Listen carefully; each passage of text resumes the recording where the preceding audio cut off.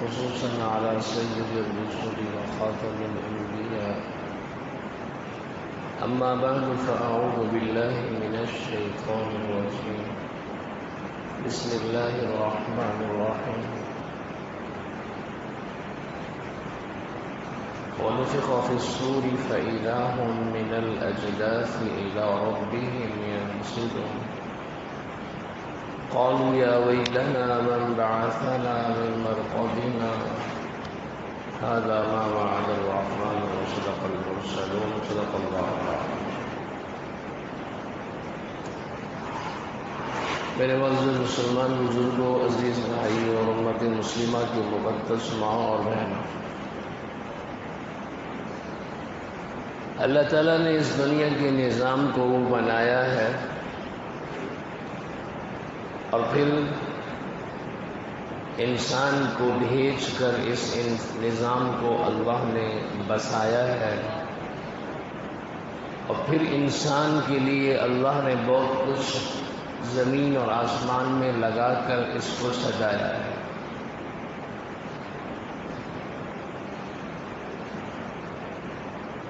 یہ نظام جو اللہ نے بنایا، بسایا اور سجایا ہے، یہ کچھ مدت کے لیے ہے، ایک وقت کے لیے ہے، اس کے بعد یہ سارا نظام ختم ہو جائے گا۔ اذا السماء انفطرت واذا الكواكب انتثرت واذا البحار فجرت واذا القبور بعثرت اذا الشمس كورت واذا النجوم انكدرت اقتربت الساعة وانشق القمر اذا وقعت الواقعة۔ اللہ تعالیٰ نے اس دن کا ذکر کیا جس دن یہ سب ختم ہو جائے گا۔ ایک شخصی موت ہوتی ہے اور ایک عالمی موت ہوتی ہے۔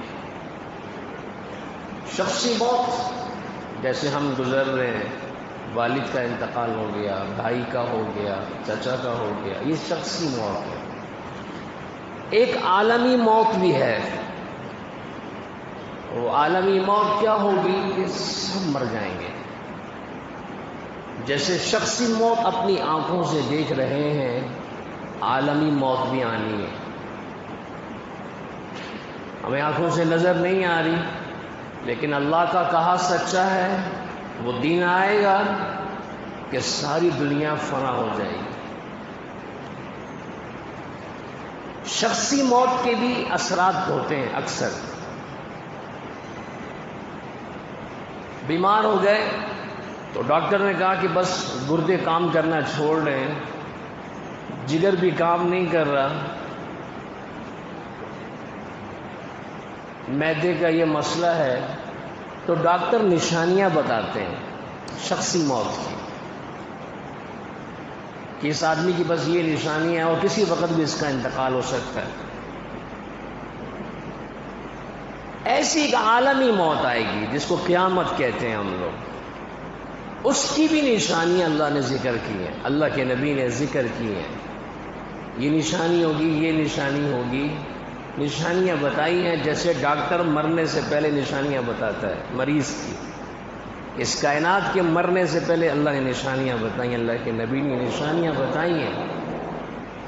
لیکن ڈاکٹر حتمی وقت نہیں بتاتا کہ 10:10 پر اس کا انتقال ہوگا، ڈاکٹر نہیں بتاتا۔ 11 بجے اس کا انتقال ہوگا، ڈاکٹر نہیں بتاتا۔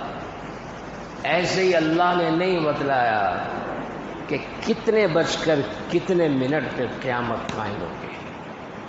ڈاکٹر بھی نشانیاں بتاتا ہے، اللہ اور اللہ کے نبی نے بھی نشانیاں بتائی ہیں۔ ڈاکٹر کہتا ہے یہ مسئلہ، یہ مسئلہ، یہ مسئلہ، کسی وقت بھی ہو سکتا ہے۔ تو اللہ اور اللہ کے نبی صلی اللہ علیہ وسلم نے قیامت کی نشانیاں بتلائی ہیں۔ جب یہ نشانیاں آنا شروع ہو جائیں تو بس جیسے مردے کو کہتے ہیں بس اب تلاوت کرو، اللہ اللہ کرو، ذکر کرو، موت کی تیاری کرو. تو میں نبی نے فرمایا جب یہ نشانیاں شروع ہو جائیں تو سمجھ لو قیامت قریب ہے. اور ویسے بھی یہ امت بوڑھی امت ہے، اس کے بعد تو ویسے قیامت ہی آنی ہے. اس کے بعد تو ویسی قیامت آنی ہے. جیسے بڑھاپا ہوتا ہے نا، بڑھاپے کے بعد کوئی آپشن نہیں ہے. بچپن کے بعد آپشن ہے لڑکپن کا، جوانی کا، بڑھاپے کا، پھر موت ہے. بچپن کے بعد آپشن ہوتے ہیں، بڑھاپے کے بعد آپشن نہیں ہوتا سوائے موت کے. بڑھاپا آ گیا، موت آ گئی. ایسے اس امت کے بعد بھی اب کچھ نہیں آئے گا، نہ کسی نبی نے، نہ کسی کتاب نے کچھ نہیں آنا. اب قیامت آئے گی. اللہ کے نبی نے فرمایا نا، بُعِثْتُ أَنَا وَالسَّاعَةُ كَهَاتَيْنِ، میں اور قیامت ایسے ہیں جیسے یہ دو انگلیاں ہیں، جیسے ان دو انگلیوں کے درمیان تیسری انگلی نہیں ہے. اللہ کے نبی نے فرمایا میرے اور قیامت کے درمیان کوئی نبی نہیں ہے. تو اب قیامت آئے گی. اللہ کے نبی صلی اللہ علیہ وسلم نے قیامت کی نشانیاں بتلائی ہیں، اور جو میں اور آپ آج کھلی آنکھوں سے دیکھ رہے ہیں. کچھ علامات ان کو صغرا کہتے ہیں، کچھ کو علامات کبریٰ کہتے ہیں. چھوٹی نشانیاں ہیں، کچھ بڑی نشانیاں ہیں. رسول اللہ صلی اللہ علیہ وسلم نے فرمایا ایک نشانی یہ ہے کہ باندی غلام، باندی وہ آقا کو جنے گی. کیا مطلب؟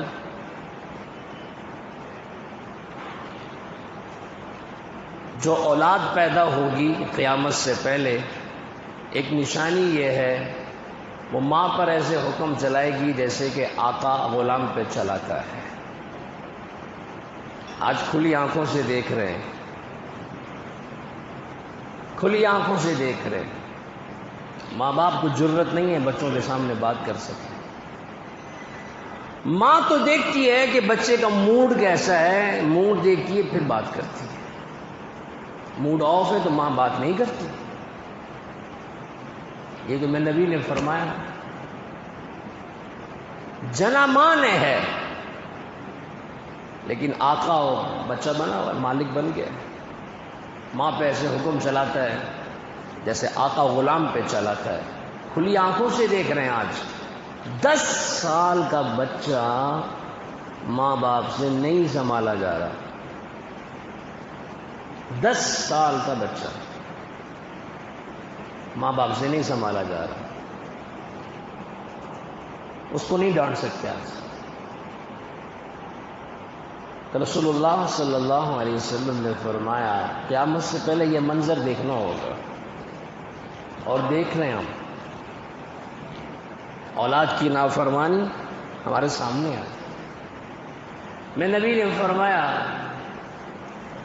قیامت کی نشانیاں ہیں. ایک نشانی یہ بھی ہے چرواہے، بکریاں چرانے والے، اونٹ چرانے والے بڑے بڑے پلازوں کے مالک بن جائیں گے. کھلی آنکھوں سے دیکھ رہے ہیں. آج ایک چند سال پہلے جائیں تو کچھ نہیں تھا ان کے پاس، آج دیکھیں تو پتہ نہیں کہاں سے آ گیا. اپنی آنکھوں سے دیکھ رہے ہیں. آپ صلی اللہ علیہ وسلم نے فرمایا قیامت کی ایک نشانی یہ بھی ہے کہ ماں کی بات کو رد کیا جائے گا، بیوی کی بات کو مانا جائے گا.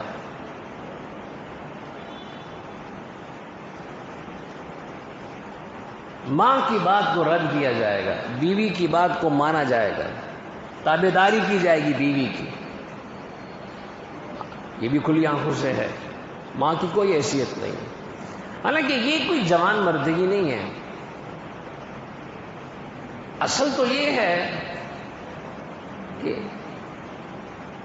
ماں کے حقوق ادا کرتے کرتے بیوی کے ضائع نہیں کرنے چاہیے، اور بیوی کے حقوق ادا کرتے کرتے ماں کے ضائع نہیں کرنے چاہیے. اس لیے انصاف ہے.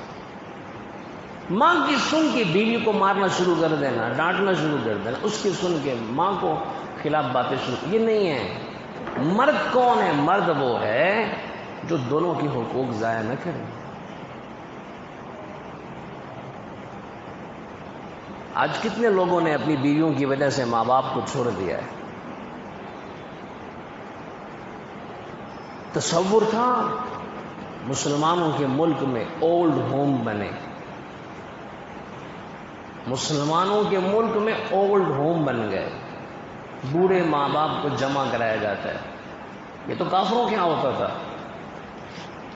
مسلمانوں کے ہاں تو یہ تھا کہ جب ماں باپ بوڑھے ہوتے ہیں اور زیادہ برکت ہوتی ہے، ان کی برکت میں اضافہ ہو جاتا ہے، ان کی وجہ سے اللہ کی رحمتیں آتی ہیں۔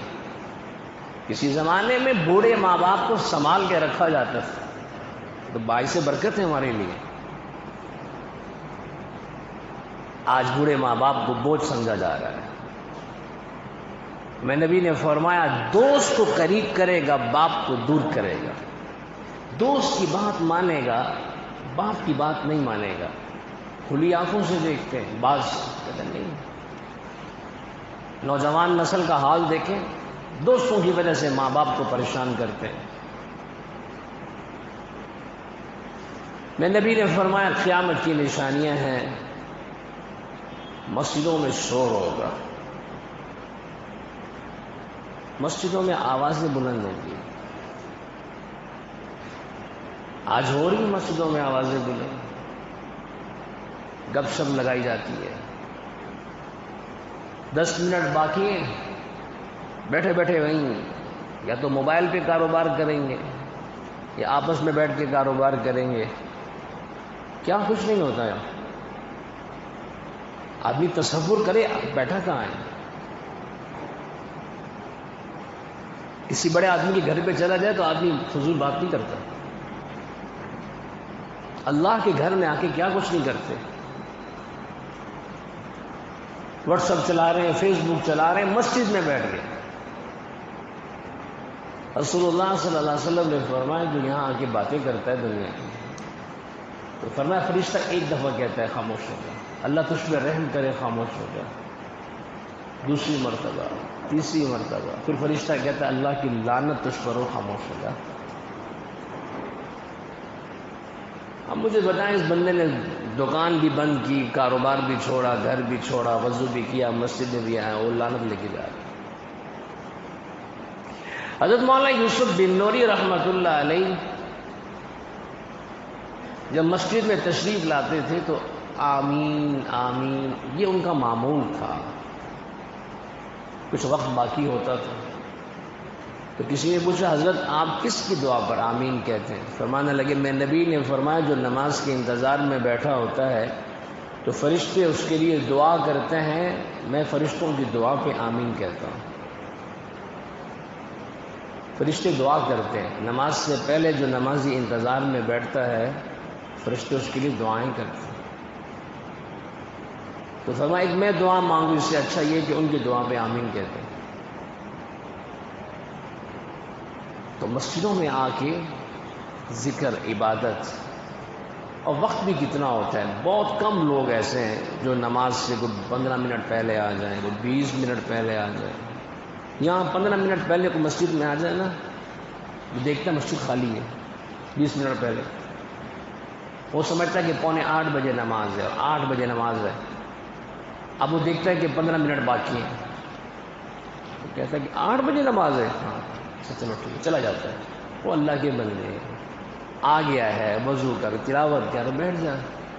شادی حال میں 2 گھنٹے بیٹھتا ہے روٹی کھانے کے لیے، 2 گھنٹے بیٹھا ہے روٹی کے لیے، ادھر تو ٹائم نہیں دیکھتا۔ یہاں اللہ کے بندہ اگر آ گیا 10-15 منٹ پہلے، وضو کرو، نماز پڑھو، اللہ نے فرصت دے دی ہے۔ تو میرے عزیز بھائیو، مسجدوں میں آ کے عبادت کیا کریں، ہم اس نشانی کا حصہ نہ بنیں۔ نشانی تو پوری ہونی ہے، میں کیوں اس کا حصہ بنوں؟ دیکھیں جو نبی نے فرما دیا اب تو فرما دیا، اب زمین اوپر آسمان نیچے ہو سکتا ہے لیکن نبی کا فرمان غلط نہیں ہو سکتا، وہ ہونا ہے۔ لیکن میں تو اس کا حصہ نہ بنوں نا، میں ماں باپ کا نافرمان نہ بنوں، میں مسجدوں میں شور نہ کروں، میں تو اس کا حصہ نہ بنوں۔ اور جب بھی مسجد میں آیا کریں فوراً اعتکاف کی نیت کیا کریں۔ اللہ اس نیت کی برکت سے جو اوپر نیچے ہو جائے تو معاف فرما دے۔ اعتکاف کی نیت کر لیا کرے، جب بھی مسجد میں جایا کرے اعتکاف کی نیت کر لیا کرے۔ رسول اللہ صلی اللہ علیہ وسلم نے فرمایا قیامت کی نشانیوں میں سے ایک یہ ہے کہ موسیقی کے آلات اور گانا گانے والی اور موسیقی کے آلات بڑھ جائیں گے، اور بڑھ گئے،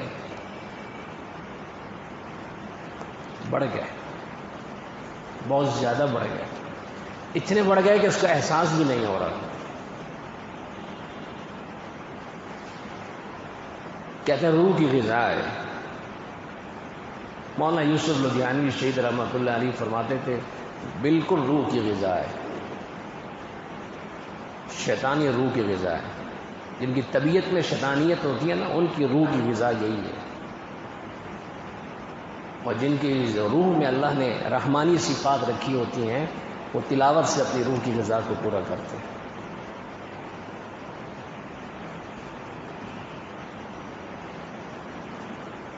تو فرمایا یہ عام ہو جائیں گے۔ اور علامہ اقبال رحمۃ اللہ علیہ نے بھی فرمایا تھا میں تجھ کو بتاؤں تقدیر امم کیا ہے، شمشیر و سنان اول قوس و رباب آخر۔ علامہ اقبال رحمۃ اللہ علیہ نے فرمایا کہ یہ قومیں کب برباد ہوتی ہیں، قوموں پر تباہی کب آتی ہے، قوموں کا عروج زوال میں کب جاتا ہے۔ تو علامہ اقبال رحمۃ اللہ علیہ نے فرمایا قومیں اس وقت برباد ہو جاتی ہیں، زوال پذیر ہوتی ہیں، جب ان کے نوجوانوں کے ہاتھ میں گٹار آ جائے، شمشیر تلوار نکل جائے، گٹار آ جائے، قومیں برباد ہو جاتی ہیں۔ آج قوم کے ہاتھ میں یہی ہے، گٹار ہو یا موبائل پہ موسیقی سنے، بات تو ایک ہی ہے۔ تو علامہ اقبال رحمۃ اللہ علیہ فرما رہے قومیں اس سے برباد ہو جاتی ہیں۔ تو گانے بجانے والے عام ہو جائیں گے۔ آج اچھا خاصا دیندار ہے، مجھے حیرانگی ہوتی ہے، اچھا خاصا دیندار ہوتا ہے، اس کی شادی بھی ایسی کیا کہتا ہے وہ خواتین کا بہت زور تھا۔ یہ 40 سال بابا جی نماز پڑھتا رہا، کیا وہ کہاں گیا دین سارا تمہارا؟ تکبیر اولا نہیں چھوڑتا تھا یہ ہوگا۔ آج پتہ نہیں چلتا یہ کسی مسلمان کی بیٹی کی شادی ہے، کسی ہندو کی بیٹی کی شادی ہے، پتہ نہیں چلتا۔ آج جس طرح کی موسیقی بے حیائی، فحاشی اور ریانی ہوتی ہے، شادی حال ہو یا گھر ہو، نہیں پتہ چلتا کہ کسی مسلمان کی بیٹی کی شادی کسی غیر کی شادی ہے۔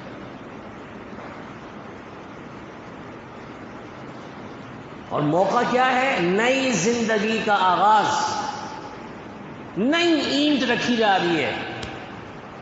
پھر کہتے ہیں جی وہ بچی کا مسئلہ ہے، وہ شور مارتا ہے، لڑائی ہوتی ہے، یہ ہوتا ہے۔ بھائی ریئیکشن تو آئے گا، ریئیکشن تو آئے گا۔ اللہ رب العالمین فرماتے ہیں قرآن کریم میں،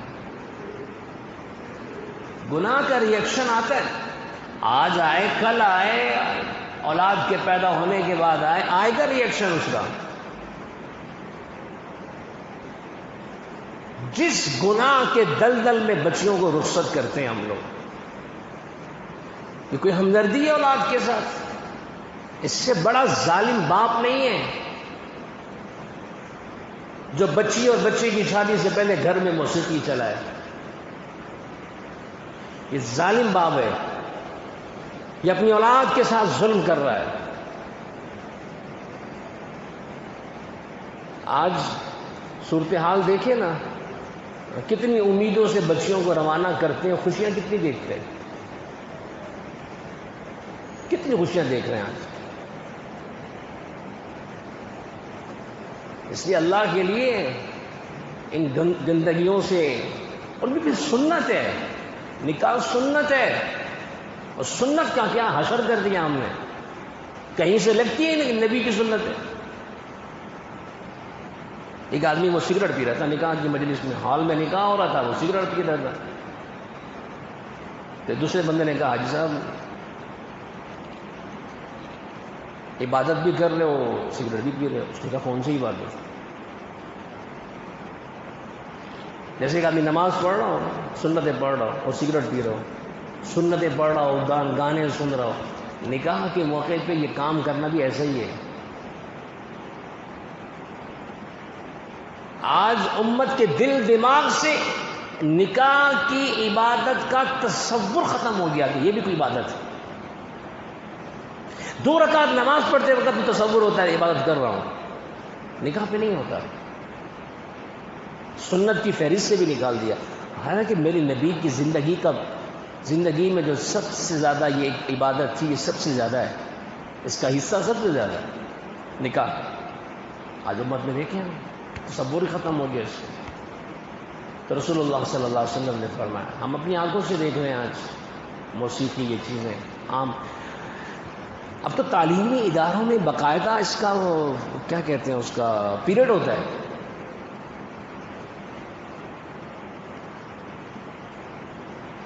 یہاں ایک سوسائٹی میں اسکول ہے, میں اس کا نام نہیں لیتا, وہ ہمارے ایک ساتھی تھے اور ان کا بچہ وہاں پڑھتا تھا. تو پیرنٹس میٹنگ ہوئی تو اسکول والے کہنے لگے ان کو, وہ دیندار آدمی تھا, لیکن بچہ ماشاءاللہ پڑھائی میں ٹھیک ہے, پڑھائی میں سب ماشاءاللہ ٹھیک ہے, لیکن جب اسکول میں موسیقی کا فنکشن ہوتا ہے اور یہ ہوتا ہے, اس میں بچہ آپ کا دلچسپی نہیں لیتا. وہ تو بیچارہ دیندار آدمی تھا, گھر میں فضائل اعمال کی تعلیم ہوتی تھی ان کے. تو اس نے کہا بچہ بالکل ٹھیک ہے آپ کا, لیکن موسیقی کے فنکشن میں بالکل اکیلا بیٹھا ہوتا ہے, اس میں حصہ نہیں لیتا.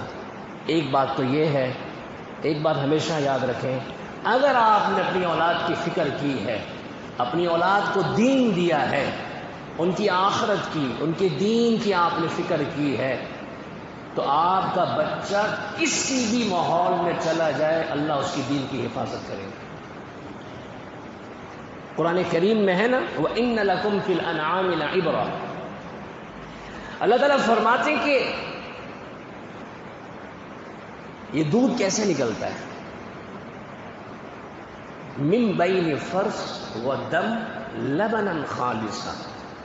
اللہ فرما رہے ہیں کہ یہ دودھ کیسے نکلتا ہے, جانور سے خالص دودھ. اللہ فرماتے ہیں کہ اوپر گوبر, نیچے خون, دونوں گندگی ہیں. اوپر بھی گندگی, اوپر بھی ناپاکی, نیچے بھی ناپاکی.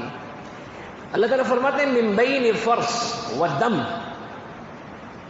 ان 2 گندگیوں کے درمیان میں سے دودھ نکلتا ہے, خالص نکلتا ہے.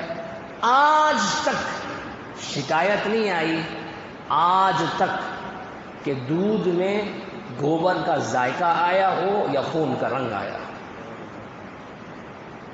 من بین فرث و دم لبنا خالصا. میرے عزیز بھائیوں, جو اللہ ان 2 گندگیوں کے درمیان سے خالص سفید ستھرا دودھ نکال سکتا ہے, وہ اللہ گندے ماحول سے میری اولاد کو بھی نکال سکتا ہے. یہ بات ہے, آپ اپنی اولاد کی صحیح معنوں میں تربیت کریں, ان کو دین دیں, اللہ کی پہچان دیں, اور اللہ کی پہچان خود دیں, باہر اللہ کی پہچان نہیں ہے.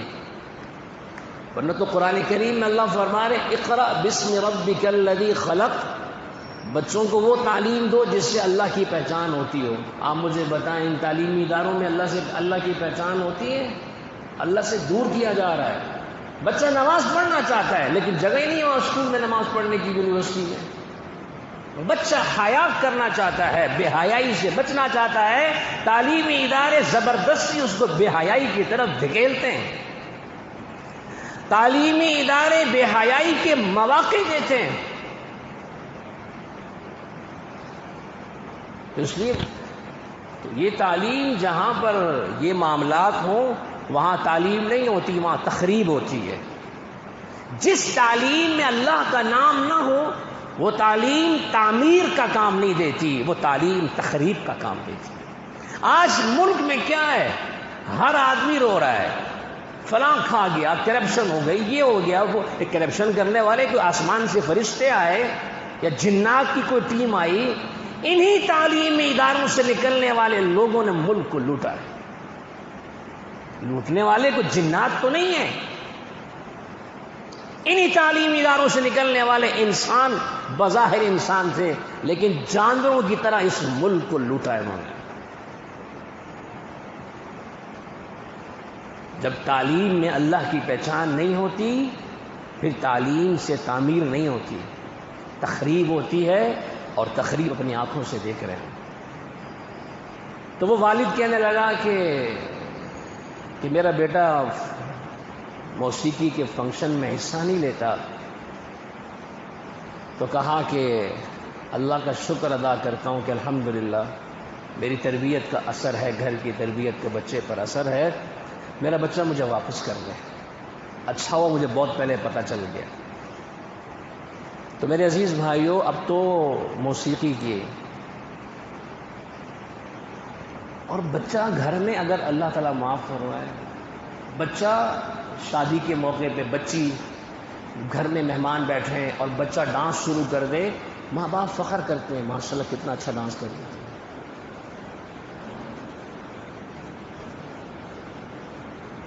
بہرحال میرے نبی نے فرمایا اور ہم اپنی آنکھوں سے دیکھ رہے ہیں، رسول اللہ صلی اللہ علیہ وسلم نے فرمایا قیامت کی نشانیوں میں سے یہ بھی ہے کہ امانت کو غنیمت سمجھا جائے گا۔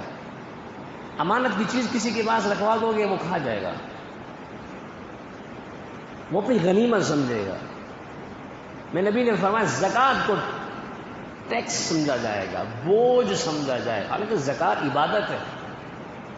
زکوٰۃ جیسے نماز عبادت ہے، حج عبادت ہے، زکوٰۃ بھی ویسی عبادت ہے، لیکن ایک زمانہ آئے گا لوگ اس کو بوجھ سمجھیں گے۔ آج پھر بوجھ سمجھا جا رہا ہے اس کو، لوگ بوجھ سمجھتے ہیں، سب تو نہیں لیکن ہے ایسا طبقہ نہ زکوٰۃ دیتے نہیں ہیں۔ ہمارے یہاں دو تین پریشانیاں ہیں، ایک تو لوگ زکوٰۃ صحیح نکالتے نہیں ہیں، نمبر دو آگے صحیح ادا نہیں کرتے، جہاں دل چاہے دے دیا۔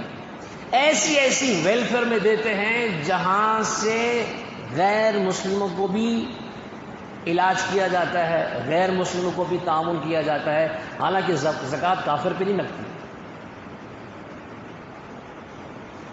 ایسی ویلفیئر میں پیسے جمع کروا دیتے ہیں جن کے ہاں کوئی تمیز نہیں ہے، مسلمان کافر کی سب پہ خرچ کرتے ہیں، زکوٰۃ ضائع اپنے صحیح نکالتے نہیں ہیں۔ میں نبی نے فرمایا زکوٰۃ کا پیسہ کہیں رہ گیا اس مال کو تو برباد کر دے گا۔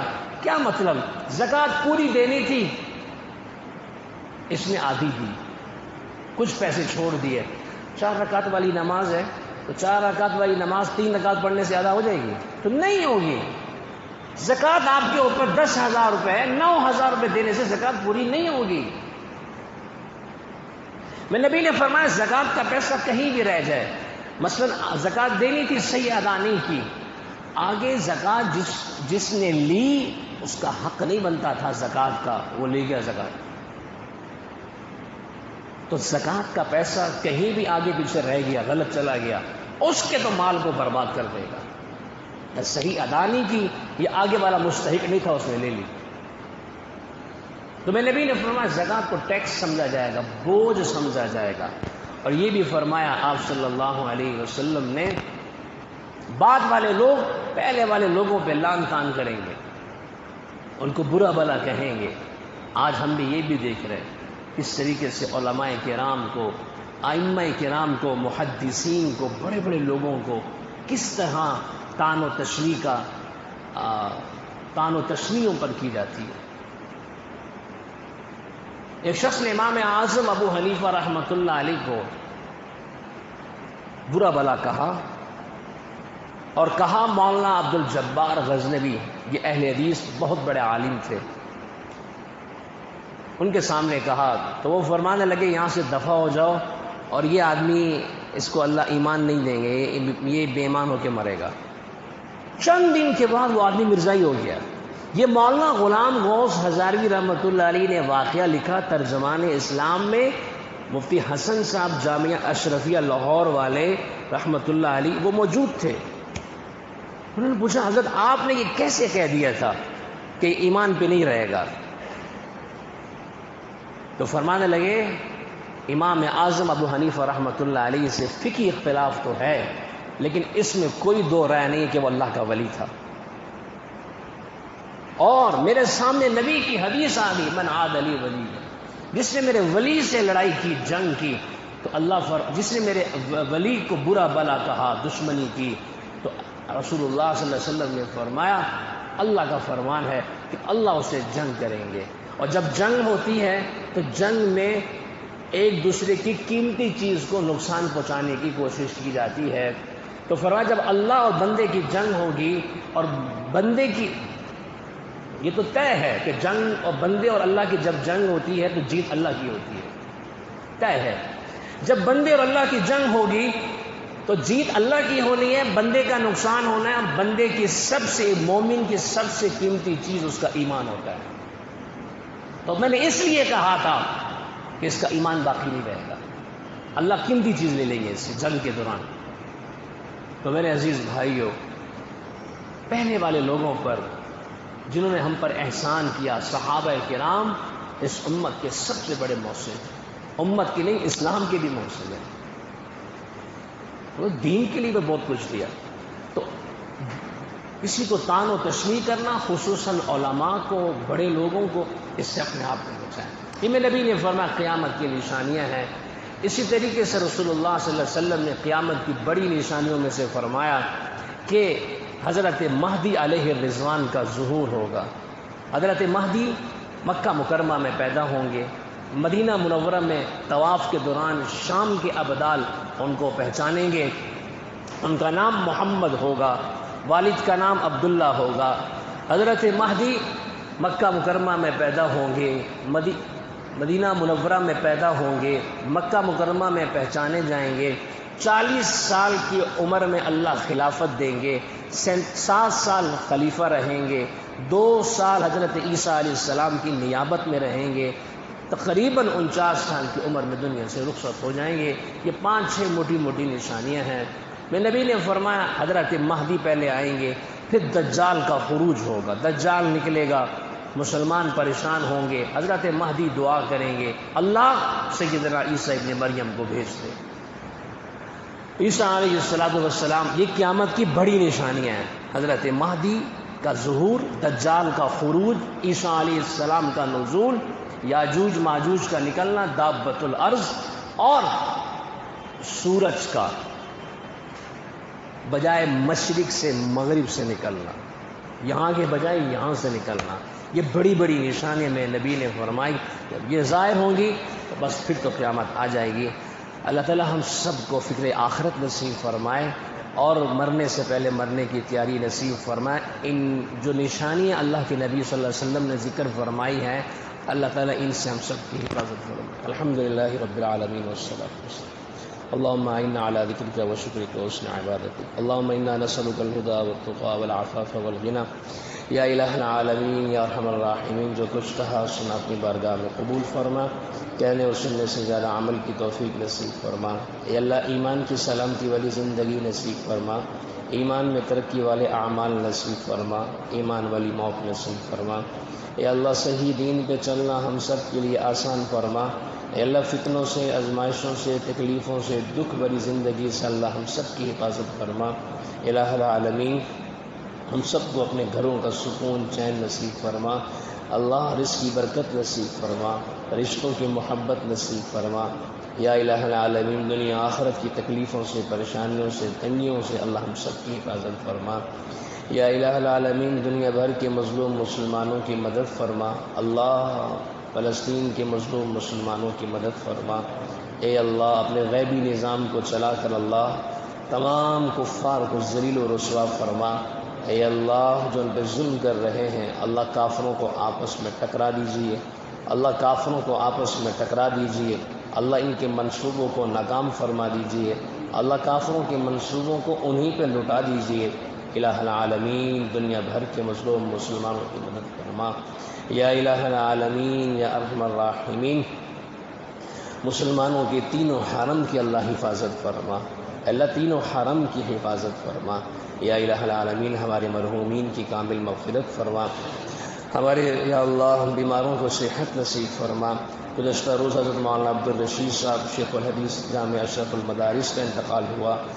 حضرت مولانا عزیز الرحمن جلندری صاحب دام برکاتہ ان کے بڑے بیٹے کا بھائی زاہد صاحب کا انتقال ہوا۔ منورہ مسجد کے مؤذن صاحب، دیگر مرحومین جن نے دعاؤں کا کہا، اللہ سب کی کامل مغفرت فرما، سب کے درجات کو بلند فرما۔ الہ العالمین رسول اللہ صلی اللہ علیہ وسلم نے آپ سے جتنی خیریں مانگی وہ سب خیریں ہم سب کو نصیب فرما۔ رسول اللہ صلی اللہ علیہ وسلم نے جتنے شرور سے پناہ مانگی اللہ ہم میں سے ہر ایک ان سے محفوظ فرما۔ صلی اللہ تعالی علی خیر خلق محمد وعلی آلہ وصحبہ اجمعین، آمین۔